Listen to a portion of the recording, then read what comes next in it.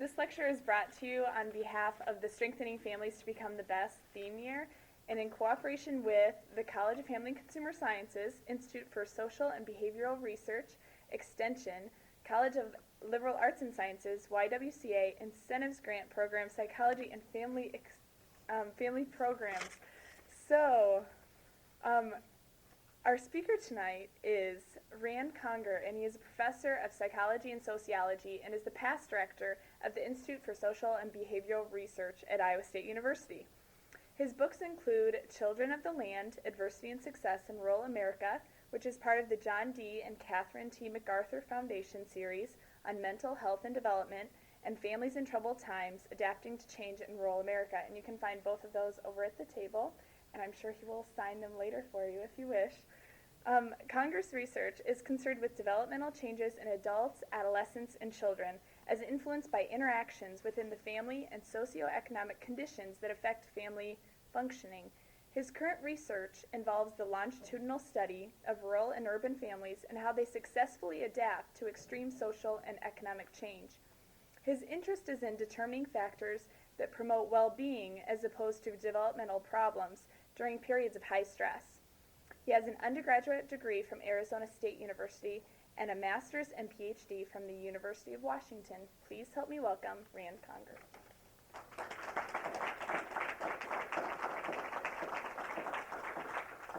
Well, thank you very much, and thank you for being here tonight. It's a little cold out there, so I appreciate people coming out, missing the basketball game and missing the Grammys, to hear a talk about emerging families.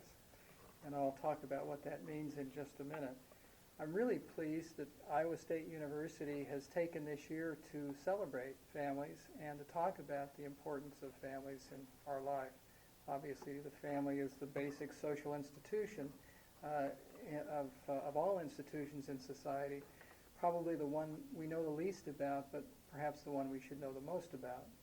I'm going to talk a little bit this evening about some work that we've been doing with a longitudinal study of over 500 families and children, and talk to you about some things that you probably will end up saying, well, gee, I knew that before you ever told me about it. We know it, but we really don't know it in ways that we think we know how families develop and how people become parents and how people become romantic partners. And we all have common sense kinds of assumptions about these things, but we don't know what we need to know to really be able to help people as effectively as we might. And I'm hoping by the end of the evening you'll come to understand why some of the work that we're doing and other people are doing in the field are taking us a little step forward in terms of being able to make family life better for adults and for children.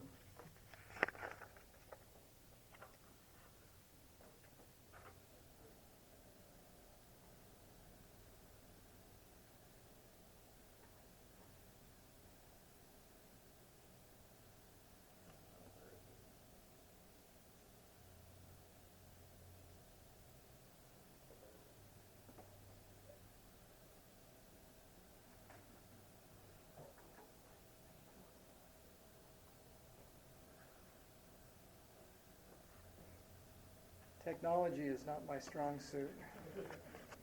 Emerging families. What are emerging families about? Basically, when we talk about emerging families, the way I'm using the term, we're talking about how people become a couple, how people become a parent, and how the impact of the family of origin, the families in which we're born, how they impact the development of those roles as we become adults. Not only how they influence our abilities as a parent, how they influence our abilities as a romantic partner, but how those kinds of influences then affect the third generation of family life. So we're talking about parents, their children, and then their children's children. In some of the figures that you'll see tonight, you'll see G1, G2, G3. That just means Generation 1, Generation 2, Generation 3.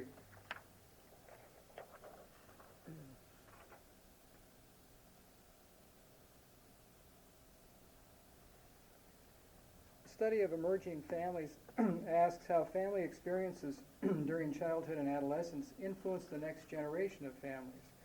Specifically, how does early experience influence success, commitment, stability, and satisfaction in romantic relationships? You can turn that question on its head and say, how does early experience in the family of origin influence misery, conflict, and separation and withdrawal in romantic relationships? We're also interested in how early experience influences competence as a parent and then the development of the third generation. I'm emphasizing competence, but again, you can flip it on its head and ask what influences maladjustment or difficulties in relationship and individual development.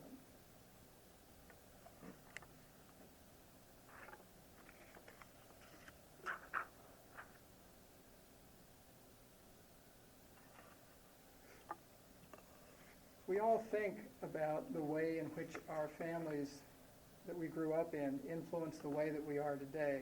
And you see it in the popular literature all of the time. This statement from a single mother in the book The 7 Habits of Highly Effective Families by Stephen Covey shows the kinds of suppositions that people make about how their families influence the development of their next families. The woman says, I came to see more clearly the impact my own childhood experiences had on my attitude and behavior. I began to see the psychological scarring of my own upbringing. My childhood home was broken in almost every way. I can't remember ever seeing my parents talk through their problems and differences. They would either argue and fight, or they'd angrily go their separate ways and use the silent treatment. Sometimes that would last for days. My parents' marriage eventually ended in divorce. And then she says, so when I had to deal with these same issues and problems with my own family, I didn't know what to do. I had no model, no example to follow. Instead of finding a model or working it through within myself, I would take out my frustration and my confusion on the kids. And as much as I didn't like it, I found myself dealing with my children exactly as my parents had dealt with me. And this is what we typically assume, that we learn from our parents and our families how to be parents and romantic partners ourselves. That's what you see in the self-help literature. You can see it a little bit more dramatically in poetry.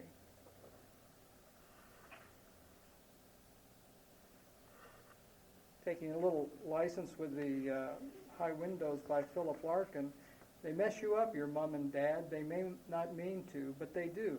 They fill you with the faults they had and add some extra just for you. But they were messed up in their turn by fools in old-style hats and coats, who half the time were soppy stern and half at one another's throats. Man hands on misery to man, it deepens like a coastal shelf. Get out as early as you can and don't have any kids yourself. Now you might take that as the cynical view of what we learn from our families, but tonight I want to emphasize that we learn sometimes not only bad practices, but we learn the good practices as well. Why is it important to study?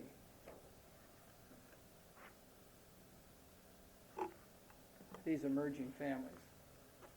I think there are several reasons why it's important, some practical, some theoretical.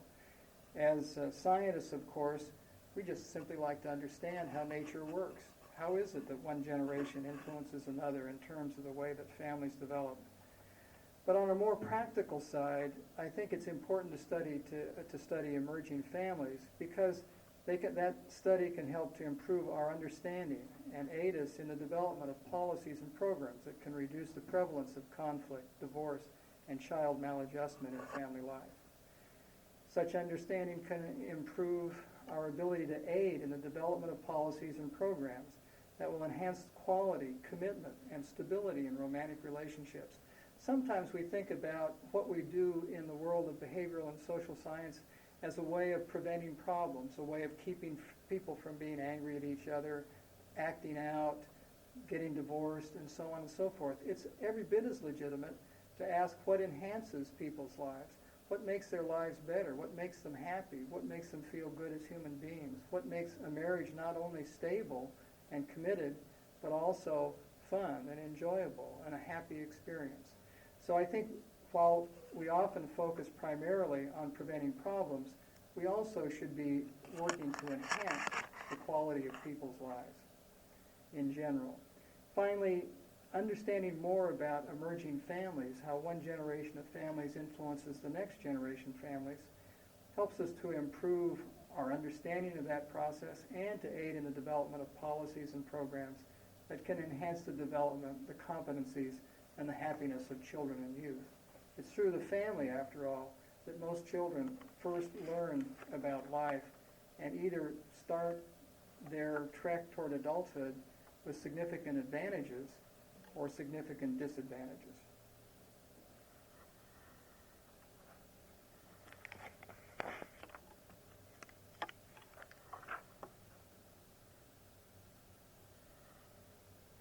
I said earlier, we all know, of course, how this operates. We all look back to our own families and think about how it is that our mothers and our fathers influenced us in our abilities as parents and as spouses. But there are major limitations in the way we typically have gone about learning or thinking through how one generation of families influences the next. The major limitation is it simply is terribly expensive to do long-term developmental research that allows us to start with one generation of families and follow the children from those families into adulthood to the point when they themselves become parents, spouses, and romantic partners. And the problem with being unable to do that and to spend the money to do that and do it well is we typically infer how this whole process works by asking adults, what was your family like when you were growing up? How did your parents treat one another in their marriage? How did they treat you as a child? The problem with that is that such retrospective information has significant biases. One major bias is that the way we remember about things typically is highly influenced by the way we feel today. If we're happy today, if we're feeling good about ourselves, we tend to recall things as being reasonably good. If we're very unhappy today, very depressed and down, we'll tend to remember things as being probably worse than they actually were. So there's the bias in the sense that current circumstance colors the way we think back to what our situation was not only 10 years ago, but even last week. Another bias is we simply don't remember. It's very difficult to remember how your parents treated one another 15 or 20 years ago in particular kinds of situations. For that matter, it's difficult to remember how they treated each of us many years ago. So we forget, and forgetting creates a bias in terms of trying to find the link between our experiences in our family of origin and our experiences today as spouses and parents in our own families. Another problem with this work is that when longitudinal research has been done, it has tended to have either insufficient data, that is, a study might occur in which some 12-year-olds are interviewed, and then 10 years later they're interviewed again as young adults, and we know nothing about the history of their experiences from age 12 to age 22 or 23 or 24 or whatever. So typically in longitudinal work that has been done across time, the gaps in information are so large and the data that's collected is so insufficient that we really can't make very good judgments based on those kinds of data. And typically the data involve very limited information about people's lives at a given point in time. Finally, many of these studies, to the extent that they exist at all, are small and non-representative. For example, there are some clinical samples that have been followed for a long period of time. But you have no idea with clinical samples whether or not the connections that you see from the family of origin to the current day extrapolate to families out in the community, families that are not from a clinical situation. So we have very little good information that can really inform us about how one generation of families influences the emergence of the second generation of families.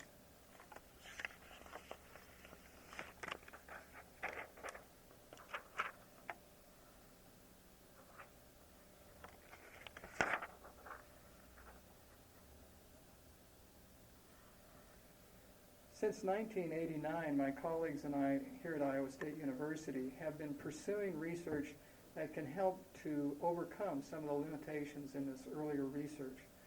We're conducting a study called the Family Transitions Project. It's a prospective 15-year study of a cohort of 558 adolescents and their families, and it's currently in its 12th year. The adolescents were recruited between 1989 and 1991 from either two-parent or single-parent families. 55% of these target adolescents, we call them, were girls at the initiation of the study. Participants represent what we call a community epidemiological sample from north central Iowa with varied socioeconomic circumstances. That is, when I say an epidemiological sample, that means they're representative of the community. They're not clinical. It's not a small sample. It's not a non-representative sample. It really represents the range of economic and social experience, from people living below poverty to people who are living quite well.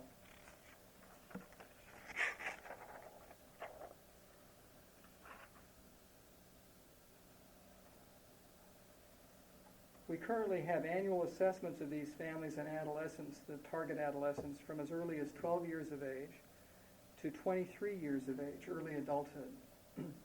So we now have annually extensive information on these families, overcoming the biases of retrospective information and the biases of limited information in earlier research that's been done. We have a massive data set that includes self-report by the target adolescents, other family member reports on the development of the adolescent, teacher reports, and especially important ratings of videotaped interactions that we do in the home.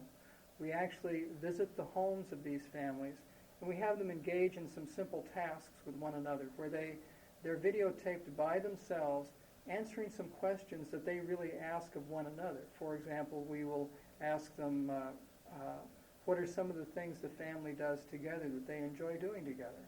And the family members will answer that with no interviewer in the room, but with a videotape running that records all of the information that they provide. Those data give us the best glimpse of how family members actually interact with one another, with nobody else in the room and just themselves in the conversation. The assessment procedures that we used in the families of origin that I just described are now being used in the new families of these now early adults. Those original target adolescents who were 12 years old when we started and who are actually now, this next year, 25 years of age, we are interviewing them using the videotaped interactions and so on exactly as we did in the families of origin. So we can compare these new families to the very same kinds of characteristics using the same kinds of measures that we used in the families of origin. To my knowledge, there is no other study like it currently being conducted in the United States. There's some that come close, but none that I know of with samples this large, this extensive a database, and with measures that are as comparable across the two generations. Before I go on and talk about some of the results this evening, why don't I see if there are any questions that people have about the study or the kinds of issues that I've raised so far. Is everybody clear? Well, then I'll keep going. The first thing that I want to talk about is the development of romantic relationships. How is it that experiences in the family of origin influence an individual's competence or experiences as a romantic partner as a young adult?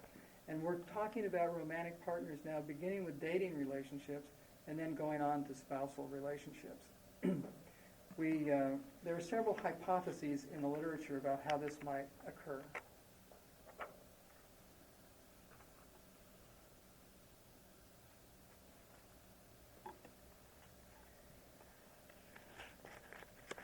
First of all, some people have hypothesized, and in fact I think this is the most popular hypothesis in the literature of all, that we learn how to be a romantic partner as an adult by imitating or observing how our parents treat one another in their marital relationship. That is, we observe whether or not our parents are angry and irritable and withdrawn toward one another, whether they're loving, supportive, and able to solve problems effectively together. The notion being that we simply observe what they do, and from observing what they do, we then acquire these behaviors or imitate these behaviors once we become involved in romantic relationships ourselves. The second hypothesis that's been proposed is the socialization hypothesis. That is, it could be that parents train their children to be understanding and supportive of other people, and they train them to appropriately restrain their angry impulses. And I want to emphasize that there are two parts to this socialization hypothesis. It's not simply that you love your children and that you're caring toward your children. It's also that you apply certain standards of behavior and enforce certain kinds of appropriate rules that say to a child, it's not appropriate for you to simply act out and be angry and irritable to other people because you're sad or unhappy. It's not appropriate for you to become sullen and withdrawn. It's appropriately for you to effectively manage your emotions in a way that will be palatable to other people who you may be interacting with. It's that training part of this socialization hypothesis that is particularly important, I believe. Finally, there's the natural tendencies hypothesis. That is, children are born a certain sort of way. They have certain kinds of temperaments. They're joyful, happy, active people. They're sullen, withdrawn, angry people. They're shy, avoiding kinds of people. And the hypothesis goes, that's the way you're born. That's the way you're going to be. And that's going to happen regardless of what your parents do. And it simply is going to be the way you are the rest of your life. There are some people who follow the maxim, born crazy, die crazy. And would propose there's little social influence. It is, after all in the genes. And so that's one possibility. Well, we investigated these hypotheses using the early adult romantic partners that existed in the data set when our young adults hit 22 years of age in 1997.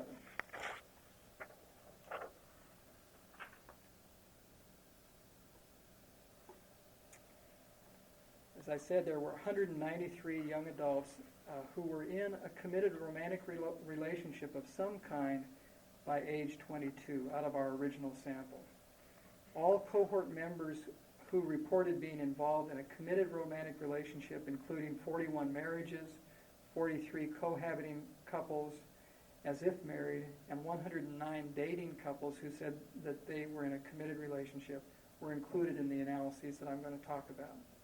The target young adults were all from two-parent families from the original sample because we had to have information from two-parent families in order to test the observational learning or imitation hypothesis. We concentrated on the observational data from the families of origin and observational data from the early adult couple relationships because we feel that's the strongest information we have in terms of revealing what actually goes on in these families. It's not biased in any way by what people tell us. It's a reasonably accurate account of how they actually interact with one another when they're together.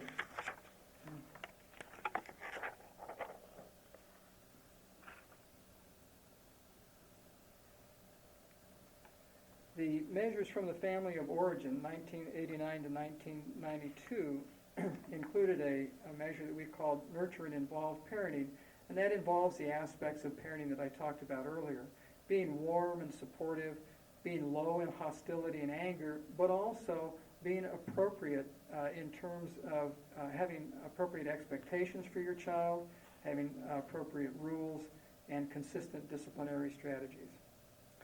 We were also interested in affective expression in the marital relationship, positive expression in the marital relationship between the parents of the target adolescent, and affective expression in the sibling relationship, and you'll see that that was used in order to test the continuity hypothesis.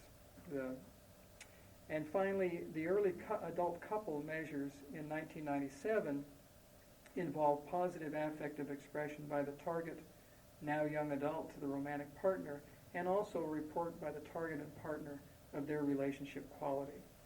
I'm not going to do a lot in terms of showing you intricate statistical analyses. I'm going to show you very simple findings. However, these findings all include statistical controls for target gender, relationship duration, type of relationship, SES in the family of origin, and so on. And later I can answer questions in more detail about the analyses themselves if people would like to discuss that. Let me show you the findings.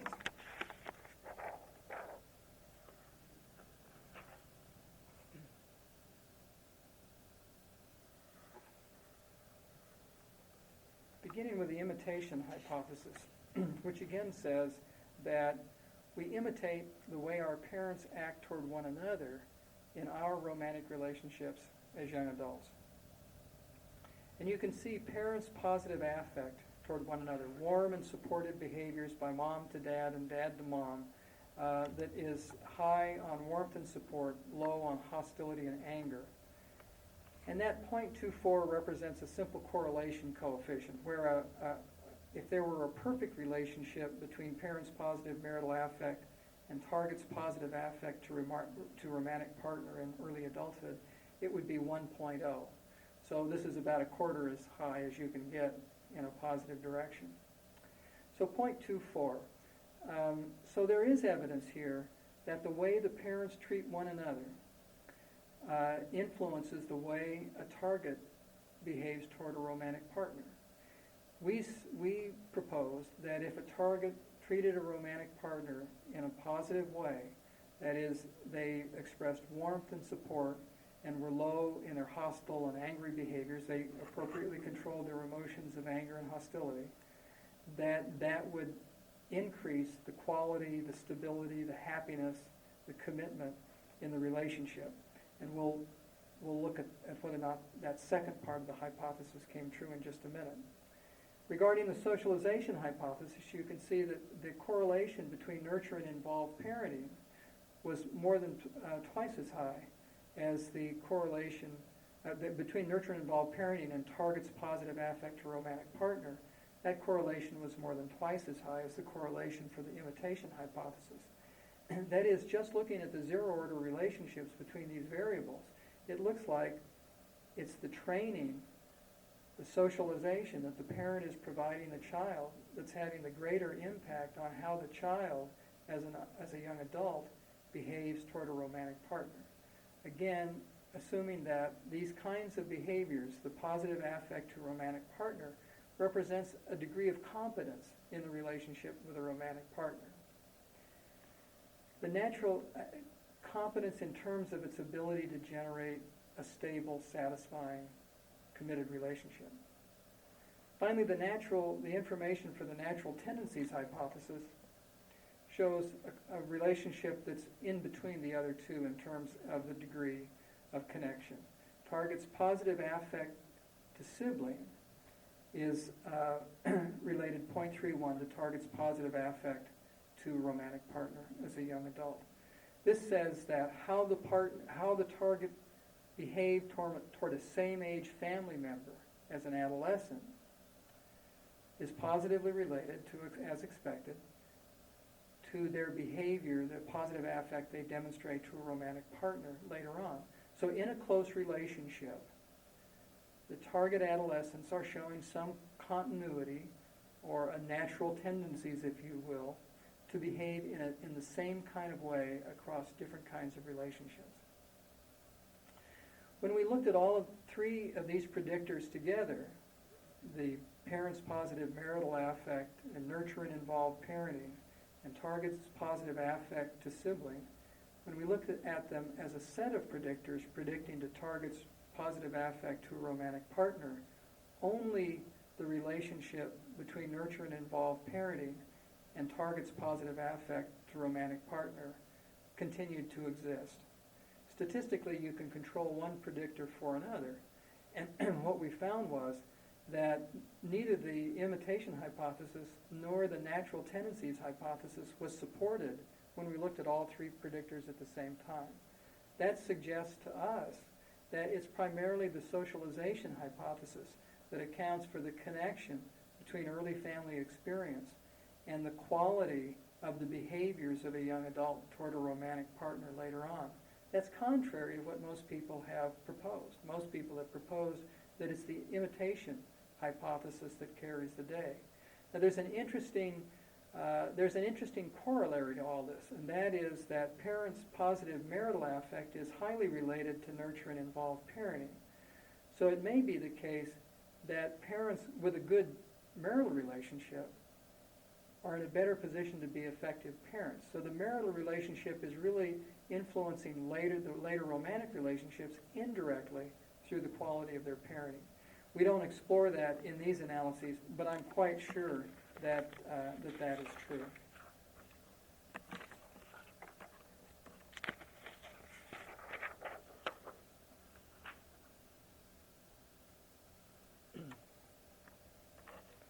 Again, simply looking at some correlation coefficients, and these correlations hold up, these relationships hold up when we control for everything, all the other variables in the model.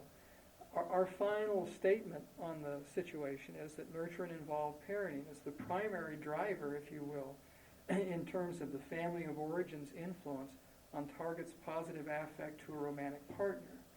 Now, our interpretation that target's positive affect to a romantic partner demonstrates some degree of competence in early adult romantic relationships is supported by the next finding, the relationship between target's positive affect to a romantic partner and the stability and happiness in these early adult romantic relationships. Both the target adolescent and his or her romantic partner reported how satisfied they were, how happy they were, and how committed they were to the relationship. All of that is included in the little circle that says stable, happy romantic relationships.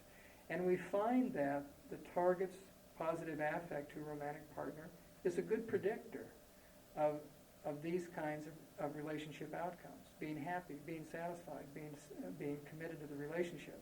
Now, the important part about that is that one of the important parts, in addition to the fact that we'd like to see people be happy and satisfied and in stable relationships, one of the most important parts of it is that reports of this type about your relationship are negatively related to the probability of divorce or separation.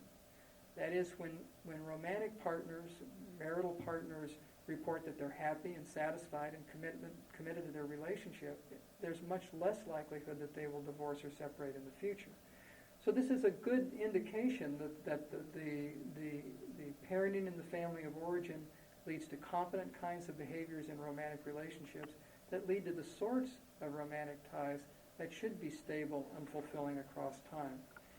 I don't want to go into a lot of detail about the downside of unstable, uncommitted, unhappy relationships, but we know that they do bad things to people's mental health. They tend to make them unhappy and depressed, and even to a clinical degree. They lead to separation and divorce, and that creates economic and interpersonal difficulties, not only for the parents but also for children, sometimes really tragic consequences. So we think these are very important findings in terms of what we might do in the future to reduce the probability of those kinds of outcomes.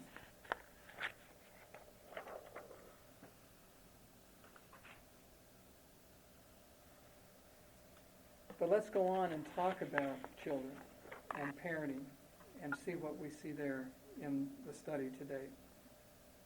Raising a parent, raising a child.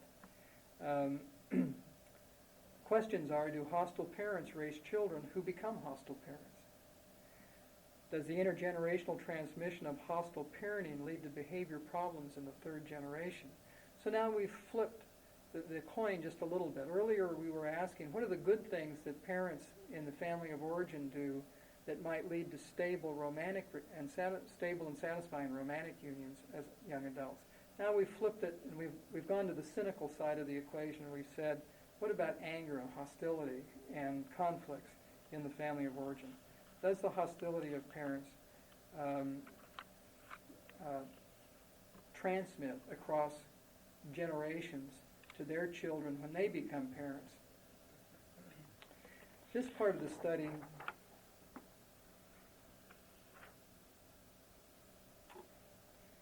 the findings that I'm going to talk about right now are based on a very small sample. 41 of our target young adults had a child at least 2 years of age. That's when we bring their children into the study. Had a child at least 2 years of age in, I believe this is 1997, We now have data from 1999 where we have over 70 of the young adults with a child at least 2 years of age, and the results replicate almost exactly. So what I'm showing you now with the smaller sample does replicate with the larger sample. I just didn't have those data available tonight. Characteristics of the target young adults: 76% of these young parents were female, 63% from two-parent families. Only 50% of them were currently married. Now this is interesting because these are rural kids, and we often think of small-town rural kids as being much more likely to be married when they have children. This rate of marriage for young parents is not substantially different than what you would see in an inner-city ghetto situation. So these are, I think these data reflect a bit of a shifting trend out there in rural Iowa. The young children, the G3 generation, 37% female. Why we had so few females or so few males, I really don't know. Mean age of 38 months, and the target, in each case, the G3 child was the target young adult's oldest child.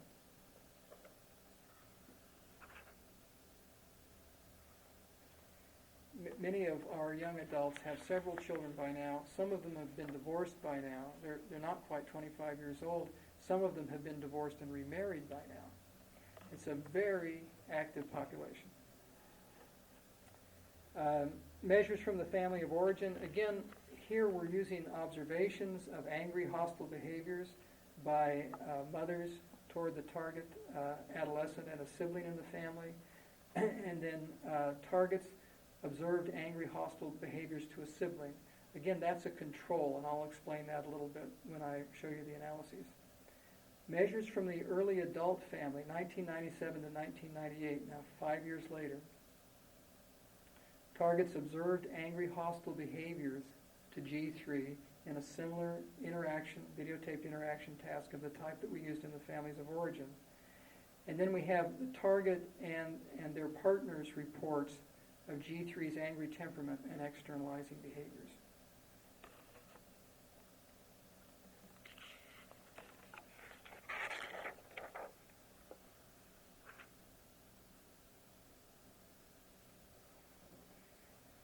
So what do we see?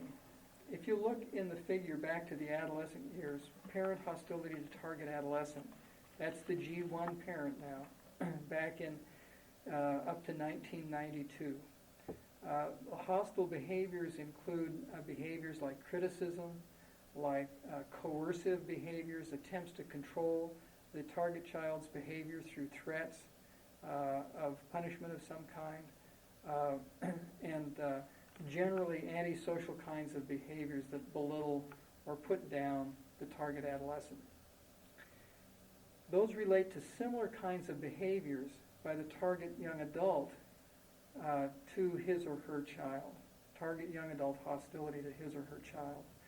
So with a correlation of 0.37, we see that there's a moderate correlation between the way the target adolescent was treated around 1992 and the way the target, now young adult, treats his or her child in 1997 or 1998. Finally, and what's most striking, I think, is that the target young adult's hostility to his or her child correlates 0.51 with the third generation child's angry and aggressive behaviors. So there seems to be this direct intergenerational transmission of an angry and hostile parenting style from the parents in the family of origin to this young adult and his or her family of procreation.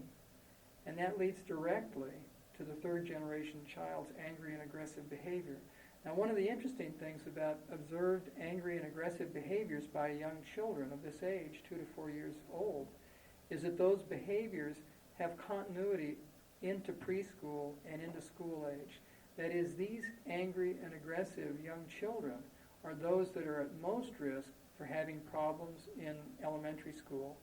And kids who have accumulating problems in elementary school are the ones who are most at risk for conduct disorder, for delinquent behavior later on, for true acting out behavior that gets them into trouble with school authorities. They're also the ones who are most likely to experience school failure and so on. So these are truly at-risk kids. So we can see here 3 generations of at-risk behavior carried on in a lineal fashion. So what do we conclude from all of this?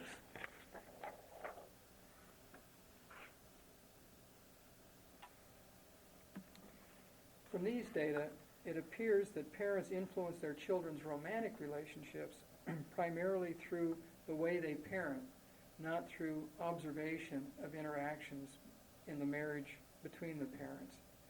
I think that's really important for several different reasons. One of the reasons that it's very important, I believe, is that many people who come from a divorced home or who come from a family where there's been a significant amount of marital conflict somehow seem predestined to have problems in their own romantic relationships.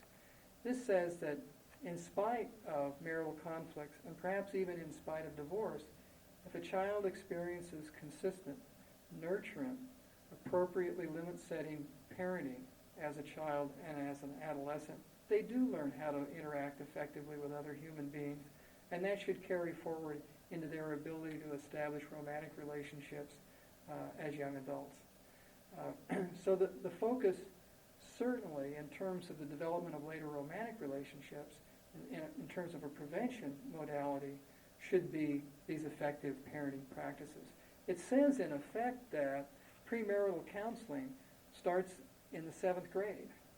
It starts early, with early child rearing, that the best prevention is going to occur one step back before these romantic relationships ever develop in the first place. And that's point number 2. If children receive consistent, involved, and nurturant parenting, they are more likely to develop stable, satisfying relationships of their own, even if their parents had a troubled marriage. Because we control for the quality of the marriage when we predict from parenting to the quality of these romantic relationships. Next, it appears that adult children will tend to repeat with their own children the angry, hostile parenting they received as adolescents. And we've heard retrospective reports to this effect, but to my knowledge, nobody has ever been able to report prospectively across time that connection actually exists. And we see here that at least from these preliminary data, it really does exist, and it's reasonably robust. The flip side of that, and what we're working on right now, is demonstrating that the competencies that a parent in the first generation demonstrates, those competencies we hope that we will see relate to competencies in second generation parenting and to the competencies and the good adjustment, the favorable adjustment of the G3 child. Preliminary analyses suggest that in fact is true. All of these findings that I've talked about so far say that certain kinds of things lead to reasonably expectable outcomes. That is, if you have effective parents, you're more likely to do well in your early adult romantic relationships. If you have hostile parents, you're more likely to be a hostile parent yourself. None of these correlations, however, are perfect, and one of the things that we want to do with this program of work is ask, there will be many people who didn't have a favorable background in terms of their parents' marriage or in terms of the way they were raised themselves, and yet they'll do okay in their romantic relationships, or they'll do okay as a parent. One of the important things that we need to learn about for prevention purposes is what changes the trajectory, what leads from the expected to the unexpected. And hopefully in a couple of years, when I'm talking about this work, I'll be able to provide some more information along those lines.